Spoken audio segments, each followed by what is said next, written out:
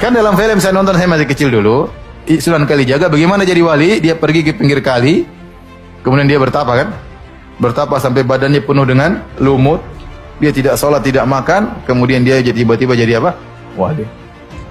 Kalau begitu cara jadi wali, itu wali setan. Kalau begitu caranya, tidak sholat, ya, itu wali setan. Nah ini, kata Syekh Hashim, wa nahika bihadza syarafan. Di orang berilmu itu syaraf, punya kemuliaan, yang saat dia butuh sesuatu, langsung dijawab oleh Allah. Inilah kemuliaan majlis ilmu. Kenapa disebut syaraf? Ini mesti paham nih bahasa begini. Kalau ini bukan ahli bahasa, nggak akan dibedakan. Ada syaraf, ada fadlun, beda. Begitu disebut syarafan, ahli ilmu itu bedanya dengan orang biasa. Begitu dia bermohon kepada Allah, seketika dikabulkan. Ahli ilmu tuh. Makanya kalau doa antum pengen cepat dijawab, datangin majlis ilmu, rajin belajar. Yang tadi yang betul-betul. Makanya Nabi Sulaiman itu, waktu pengen mindahkan arasnya, istananya Balkis, ya Ratu Balkis pengen dipindahin, Ifrit dan nantangin Ifrit. Ya, nih, antum sebelum turun tuh, naik, sebelum turun lagi dudukin singgasana, pindah tuh, itu. Waduh, luar biasa tantangannya. Tiba-tiba ada yang jawab, ada lagi yang lebih hebat.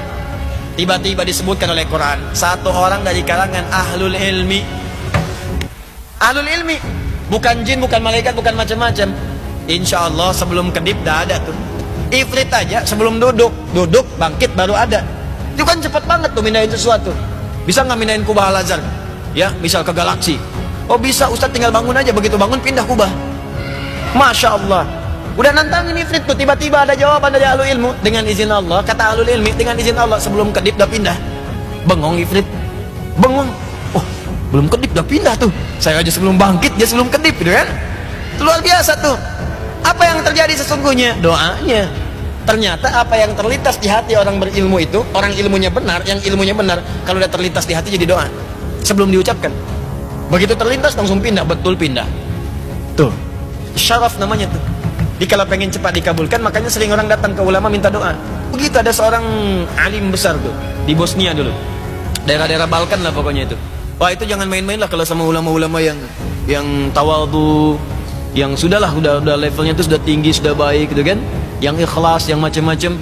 Itu ada anak-anak muda pengen bermain-main, kurang lebih 3-4 orang ya, ngerjain ulama. Apa yang dikerjakan? Dia bawa kemudian keranda jenazah, temannya suruh tidur di situ. Yuk kita kerjain nih, katanya ulama hebat, kita bisa tipu dia, mau main-main. Begitu sudah datang di tempat itu, dia sampaikan, ya Syekh Fulan, namanya Syekh Yazo ya. Ya, begitu datang di situ, coba katanya ini ada yang meninggal, bisa nggak saya sholatin gitu ya kan? Mereka udah nahan tawa-tawa. Tapi ini ustadzan aja nih ulamanya, alimnya ustadzan. Dia katakan, benar ini meninggal, ya. Ini yang disolatin yang hidup apa yang meninggal? Tuh, yang disolatin hidup apa meninggal? Mereka jawab, tidak ada orang hidup disolatin saya katanya. Yang ada orang meninggal. Sampai 3 kali nanya, 3 kali. Ini orang hidup apa meninggal?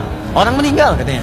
Orang hidup apa meninggal? Orang meninggal. 3 kali disebutkan. Begitu sudah 3 kali, tanya lagi sayanya, ini orangnya baik apa enggak? Ini baik, orangnya bagus, baik. Ya, kami bersaksi.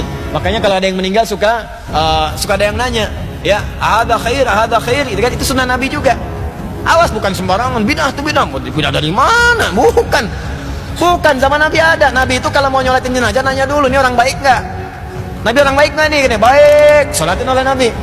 Tapi kalau ada masalah, kalian aja yang sholatin. Diambil oleh para ulama. Makanya cara nafsirin teks itu lihat ahwal ulama. Kata para ulama, kita memastikan yang kita sholatkan itu baik. Kalau kurang baik, kita doakan jadi baik. Kalau baik, kita mintakan pada Allah tempatkan di tempat yang terbaik. Maka orang nanya, ada khair. Yuk kita sholatin bareng-bareng, ya kan? Dalam sholat kita doakan dengan baik. Itu maksudnya. Ditanya, apa ini orang baik? Baik, itu baik. Maka doakan. Kata beliau, yuk kita sholatkan mudah-mudahan husnul khatimah. Disolatkan. Sholat benar-benar, sholat. Begitu selesai langsung pergi. Begitu pergi ketawa anak muda ini. Katanya ulama beneran kita tipu. Katanya ulama beneran kita tipu juga. Kena deh kalau kata bahasa sekarang gitu kan. Ketawa mereka semua. Begitu ketawa dia panggil yang di keranda. Hei, bangun, kita udah menang katanya. Bangun, gak ada jawaban. Bangun, gak ada jawaban. Begitu dibuka sudah kaku. Selesai, wafat dia.